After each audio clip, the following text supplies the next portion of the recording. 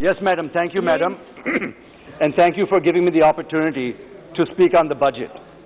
I would like to take this opportunity to commend the Prime Minister and the Cabinet for their quick response and the courage to impose the most comprehensive lockdown in the world to tackle the pandemic in our country, Madam.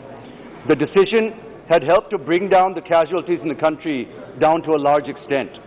Initially, there was some skepticism about the severity of the pandemic, especially in my state of Andhra Pradesh, where the careless attitude led the state to initially become a hotspot, not just in the country, but at one time, even in the world, Madam. India, at one point of time, India had the highest number of cases in the world, and at the same time, AP had the highest cases in India, Madam. Madam, thankfully, Madam, what is this, Madam?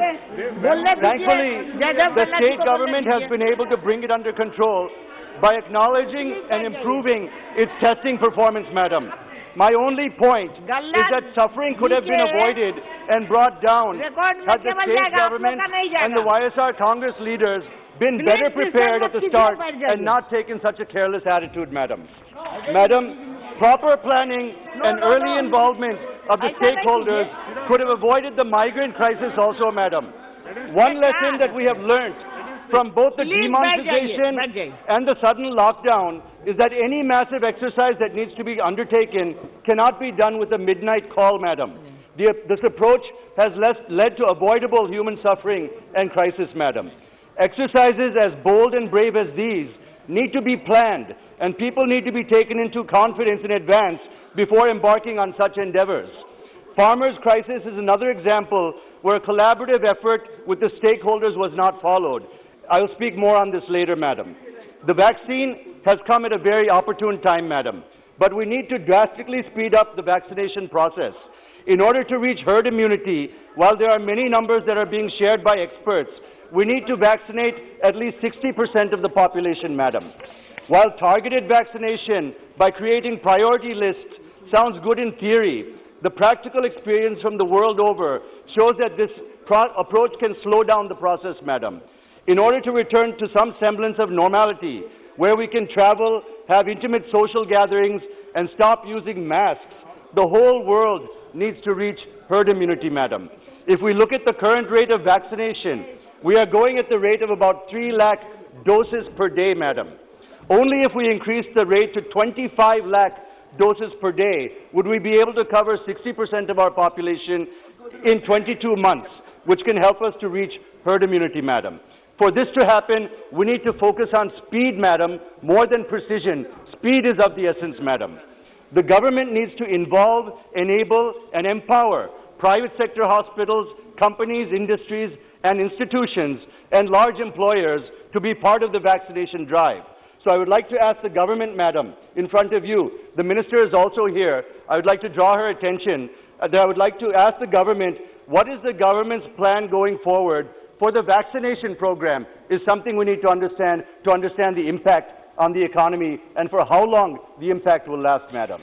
Experts, I've been recently reading some articles where experts believe at the current rate it would take the world 6 to 10 years to reach global herd immunity, Madam. Will it take India also the same time, Madam? If we go at the current rate of vaccination, I believe that seems to be the time frame. Financial planning also needs to be done by taking into account that the world may not reach herd immunity or attain semblance of normalcy for almost a decade, Madam. Madam, while assumptions have been there that we will reach herd immunity in 18 to 24 months from the time the vaccine will be introduced, this seems to be wrong thinking on our part, Madam. While we were thinking that 18 to 24 months is the reality, now we see that the figures projected, the targets for the next 5 years in the budget by the Finance Minister.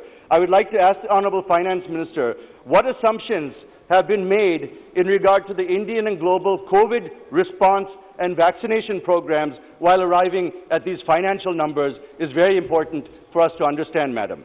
I request the Honourable Finance Minister to please clarify in her response, if at all we have not taken 6 to 10 years timeline into consideration, I'm afraid our planning may be faulty and the targets may be unrealistic, Madam. Madam, coming to my state, The centre seems to have forgotten about Madam, I'm just starting my speech, madam. I was interrupted for so long. I'm just getting to my state, madam, please. Coming to my state, the centre seems to have forgotten about AP, madam. They've forgotten about the AP Reorganization Act, madam. I've been speaking on the budget since 2014, and I've been asking the same things year after year, madam. As per the AP Reorganization Act, all provisions need to be completed in full within 10 years of passing the Act in 2014. Only 2 more budgets after this are left, madam, to meet those commitments. I demand a separate discussion on the subject of taking stock of the fulfillment of the AP Reorganization Act, madam. Let me refresh your memory, madam. There are 18 items listed in the AP Reorganization Act. I'll read them very quickly. I won't discuss them, madam.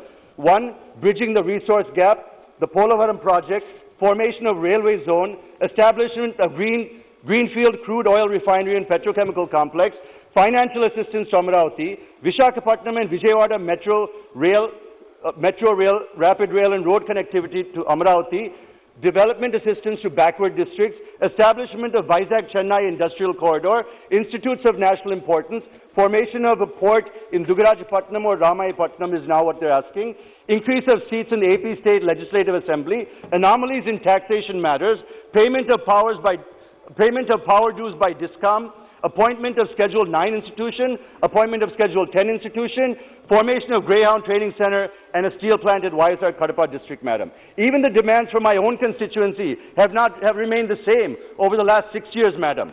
The construction of a 6-lane flyover at Shankar Vilas ROB, water pipeline from Krishna Canal to Guntur railway stations, funds for development of AIMS in Mangalgiri, setting up a turmeric research center in Dugirala, and national express highways from Amaravati to Anantapur as a national project, to name a few. Madam, we ran in the 2014 election as a partner with the BJP, madam.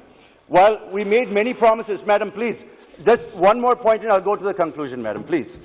While we ran, many promises were made to the people, including the granting of special category status, based on the promises made by the top leadership of the BJP also, madam, as well as commitments made by former Prime Minister Manmohan Singh in the floor of the House. Over the course of the 5 years, madam, we followed the process of Sama, Dana, Beda, Dandopaya, madam. We started with requests, then we demanded, then we threatened, then we walked out of the alliance and the government, and we fought to the best of our ability, madam. But unfortunately, the people of AP did not absolve even the TDP of any blame for the failure of the BJP leadership to keep its promises, madam. The YSR Congress, which is responsible for whipping up the sentiment of special category status for Andhra Pradesh, has gained from our collective failures on the back of the promise of achieving special category status and all of the commitments listed in the AP Reorganization Act, madam. Surprising to see that even, madam, please, madam, just one more minute, I'll finish. Surprising to see that even in the 3rd budget after the election, they still seem to be in the requesting mode, in spite of being in the opposition, the same position as we were as an alliance partner, madam. Where is the progress, madam? What have the people of AP achieved by bringing them to power? The YSR Congress has just turned the clock backwards by 5 years. One of the MPs from YSR Congress mentioned that the CM of AP in the past 20 months had met with the Honourable Prime Minister and Honourable Home Minister. Just 1 minute, sir. I'll finish, sir. Please just give me 1 minute. That the CM of AP in the past 20 months has met 6 times. Even the former CM of AP has met 32 times. What is the point? Honourable Speaker.